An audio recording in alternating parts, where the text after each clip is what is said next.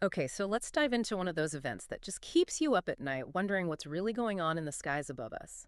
The RAF Bentwaters Radar Case. December 1980, we're in Suffolk, England. Two Royal Air Force bases, RAF Bentwaters and RAF Woodbridge. And, well, something strange is happening there. We got these archived materials, and they detail a whole string of UFO sightings, Hmm. military personnel who are absolutely baffled, and these unexplained radar blips that just defy, well, any easy answers. You know what makes this case so interesting, so fascinating? It's the evidence. The sheer range of evidence we have to work with, it really allows us to take a deep dive into what may have happened. You see, this isn't just one isolated incident like you see in so many other cases. It's a whole series of events unfolding over several nights. Right, exactly. So I guess our mission here is to try to figure out as best we can what we actually know, what's still being debated, all these years later, and why this case still has people talking, even decades later. And you know what? Speaking of what we know, let's start with those radar anomalies, the ones detected on December 26, 1980. All right, so picture this. You're a seasoned, experienced radar operator at RAF Bentwaters. You've seen it all, right? Yeah. You think you've seen it all. But then suddenly, these blips appear on your screen, moving in ways that no known aircraft could. It wasn't just the speed, was it? It wasn't just that they were Yeah. fast. No, it was more than just speed. These things, these blips were erratic. They were making these sudden changes in direction, changes in speed that would be absolutely impossible. I mean, even for the most advanced aircraft at the time. And remember, how does radar work? It sends out these radio waves, and then it measures how they bounce back off of objects. But these blips weren't behaving like anything these operators had ever seen before. And this wasn't just a glitch, a one-time thing. Oh, no, no, not at all. These radar anomalies, they persisted for several nights, night after night. And that really upped the level of concern, the confusion. And you have to remember, this was the Cold War, the height of the Cold War. So any unexplained activity, anything strange, especially in the airspace near a military base, that was going to be taken very, very seriously. Absolutely. So we've got the radar going haywire, but did anyone actually see anything? With their own eyes? Were there reports from people on the ground? There were a whole range of reports, yeah. Some people saw strange lights. Others said, nope, didn't see anything unusual at all. Yeah. But you know what? The accounts that really stick out, the ones that really give this case its weight, its credibility, are the reports from the military personnel stationed at Bentwaters and Woodbridge. Right, right. Because these are trained observers. They spend their days, their careers looking at the sky. They know what they're looking at. Exactly, exactly. Okay. This wasn't just random civilians saying, ooh, look at that. No, we're talking about experienced military professionals describing lights and objects that were performing these absolutely unbelievable maneuvers. They reported sharp turns, rapid ascents, sudden disappearances, things that completely defied the capabilities of any known aircraft. So we're not just talking about blurry lights off in the distance here. Some of these people describe what they called structured craft, right? What does that even mean in this context? That's a great point, a really important distinction. So when we talk about structured craft in ufology, we're referring to those objects that have an actual, distinct shape, Yeah. like a disc, for example, or a triangle, something you can describe, as opposed to just, a point of light in the sky. Wow, that really does take it to a whole other level. So we have radar anomalies and credible eyewitness accounts from trained military personnel. Describing these structured craft, how did the military respond to all this? Well, I can tell you they responded quickly. Yeah. And they took it seriously. The bases were put on high alert. All personnel were instructed to closely monitor the situation. And of course, they scrambled fighter jets to investigate. Like something straight out of a movie, right? So you'd think those fighter jets, with all their technology, their speed, they would have been able to get a clear look at whatever was causing these blips. You'd think so, wouldn't you? But here's where things get even weirder, more mysterious. The fighter jets, despite their best efforts, despite all their technology, couldn't intercept or identify the source of those radar blips. I mean, it was like they were chasing ghosts. Wow, that just adds another layer of intrigue. So if the fighter jets couldn't find anything, what happened next? I'm guessing there was some sort of official investigation. Oh, absolutely. Both the British and the American authorities launched investigations. They wanted to get to the bottom of this, right? They had to know, what were these unidentified objects, where did they come from, and most importantly, what were they doing there? What were their intentions? I'm on the edge of my seat. Did they get any answers? Well, that's where things get a bit more complicated. Despite all the investigations, all the resources, the official conclusion was inconclusive. They never came up with a definitive explanation. for the RAF Bentwaters radar sightings. Wait a minute, hold on. All of it, and they came up empty. They must have at least come up with some possible explanations, right? They did. They came up with a range of possible explanations. But as you'll see, none of them fully explain all the bizarre details that we've been talking about. Okay, all right, I'm hooked. Let's dive into those possible explanations. What were some of the things that they considered? What were they thinking could possibly explain all this? Well, some of the explanations were pretty straightforward. Things like unusual weather patterns, equipment malfunctions, maybe even misinterpretations of, normal things that are up in the sky. But then, of course, there were also more speculative theories, like some secret military technology they didn't know about. Or, and here it comes, extraterrestrial visitation.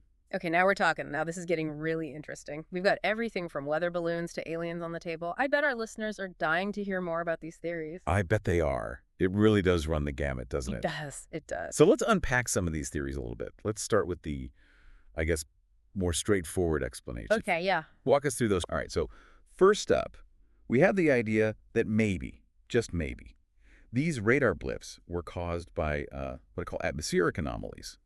Things like temperature inversions or just unusual weather patterns in general.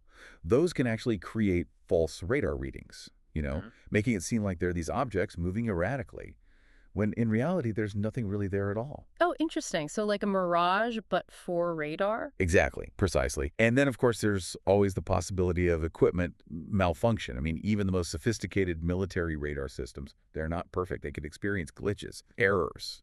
And those could have produced, well, those strange blips. Okay, that makes sense. Those are definitely possibilities, I'll give you that. But what about those eyewitness accounts? Can those be explained away as easily? I mean, especially the ones from, trained military personnel. Yeah, that's where the debate really gets interesting. Some people suggest that even experienced observers could have misidentified, normal objects or lights in the sky. I mean, think about it. Stars, planets, even other aircraft. Under the right conditions, those could all be mistaken for something a bit more unusual. Yeah, I can see that. Especially at night, visibility is limited. Exactly. And on top of that, you have to factor in the psychological element as well. With all the excitement, all the uncertainty surrounding those radar anomalies, well, it's possible that people were, how do I say this, primed to see something extraordinary, even if it was just an everyday normal object. Right, that makes sense. But some of the reports went beyond just lights in the sky, though, right? Some people actually describe seeing structured craft, like with distinct shapes and features. Those seem a little harder to just dismiss as simple misidentifications. What do you think about that? Yeah, those are the reports that really get the imagination going. And that's where some people start to think about, well, maybe it was some sort of secret military technology. Okay, now we're getting into the spy thriller stuff. Right. I mean, it's not completely out of the question. It's possible, right? Maybe the U.S. government or the British government was testing some kind of experimental aircraft in that area, at that time. And maybe, just maybe, that aircraft could explain both those unusual radar blips and those, more detailed visual sightings. That's a very interesting theory. I like that. And of course, we can't forget about the one theory that everyone seems to jump to when we talk about UFOs, the extraterrestrial hypothesis. So are there any, compelling arguments out there to support the idea that maybe, just maybe, aliens were behind the events at RAF Bentwaters? Well, as you can imagine, this is where things get a bit more speculative. But proponents of the extraterrestrial hypothesis, they often point to the same key pieces of evidence we've already discussed. The radar blips, the credible eyewitness accounts, and of course the fact that those official investigations, well, they couldn't come up with a definitive explanation for any of it. So basically they're saying, if we can't easily explain it, maybe it was aliens. Yeah, that's the basic idea. They argued that, well, the combination of all those factors, plus the fact that this all happened, during a time when there was a lot of public interest in UFOs, makes it plausible that RAF Bentwaters was actually visited by something, well, truly otherworldly. I see their point. But couldn't you also say that just because we don't have a clear explanation doesn't necessarily mean it was aliens, right? Maybe it just means we haven't found the right explanation yet. That's an excellent point. You're absolutely right. I think the RAF Bentwaters case, it really highlights the limitations of what we know, our understanding of, well, everything really. It forces us to confront the possibility that there are still mysteries out there, phenomena that we just can't easily explain or dismiss with our current knowledge, our current technology. Yeah, it's almost like the more we learn, the more we realize how much we don't know.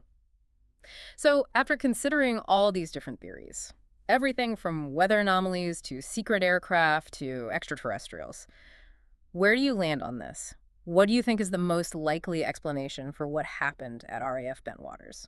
That's the million-dollar question, isn't it? And if I had to choose, I'd probably lean towards a combination of factors. I think it's possible, maybe even likely, that those radar anomalies Mm-hmm. were actually caused by a perfect spium, so to speak, of some unusual atmospheric conditions combined with, well, some sort of equipment malfunction. Okay, yeah, that makes sense. But what about the visual sightings? Those sightings of those structured craft. Those are tricky, for sure. I think those sightings were most likely a mix of things. Some of them might have been misidentifications of normal objects, Mm-hmm. seen under those unusual circumstances. But I also think it's possible that some people, some of those witnesses, they genuinely observed something unusual, something we can't explain, something that could have been, well, a secret military project. So basically a multi-layered explanation for a very multifaceted event. I like that. That seems to kind of acknowledge how complex this whole case is. Without jumping to any, wild conclusions, it keeps the door open for more investigation.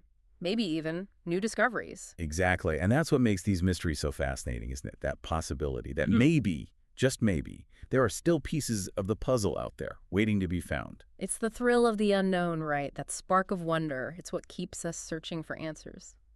Speaking of searching for answers, what are some of the lessons that we can take away from the RAF Bentwaters case? And how can we apply those lessons to other, unexplained phenomena that we might encounter in our lives? Yeah, that's a great question. What can we learn from all this, and how can we apply it to other mysteries? Well, I think the RAF Bentwaters case, even with all its unanswered questions, offers a valuable lesson in how to approach the unknown. It's all about finding that balance between, healthy skepticism and open-mindedness, because it is tempting to jump to conclusions, right? Especially with something like UFOs. It's so captivating, so mysterious. Absolutely. I mean, our brains are wired to seek explanations, right? Yeah. And sometimes the easiest explanation, or the most sensational one, well, that just seems the most appealing. But this case, Bentwaters, it shows us how important careful analysis is, critical thinking, considering all the different perspectives. So being willing to entertain a range of possibilities, from the mundane to the extraordinary. Exactly. But we shouldn't just dismiss any possibility out of hand, not without solid evidence.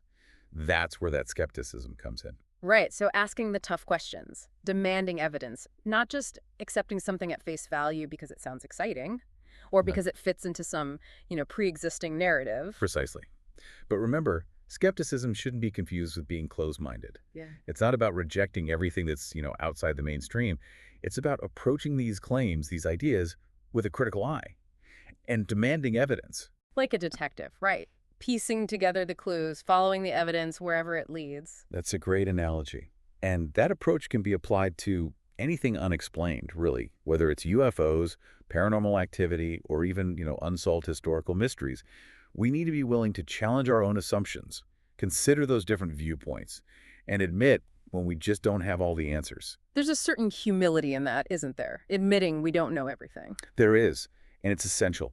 The RAF Bentwaters case, I think it serves as a really important reminder that we're still figuring things out. There's a lot we don't know about the universe, and that's okay. In fact, it's that sense of mystery, that pursuit of understanding. That's what drives us forward in our quest for knowledge. Makes you realize there's always more to discover. Exactly. And who knows what incredible discoveries are waiting for us if we just approach the unknown with, well, that balance of curiosity and critical thinking. So, after this deep dive into the RAF Bentwaters radar case, what's the one thing you really want our listeners to take away from all this? I think the biggest takeaway is this. The RAF Bentwaters case is a reminder that the universe is vast, it's mysterious, and it's full of wonders that are just waiting to be uncovered. And while we may never have definitive answers to every question, the journey itself, that exploration, the discovery, that's just as valuable as the destination. So keep asking questions, keep searching for the truth, and never lose that sense of wonder. Beautifully said. That's a perfect note to end on. Thank you so much for joining us on this deep dive into the RAF Bentwaters radar case. Until next time, keep exploring those mysteries out there.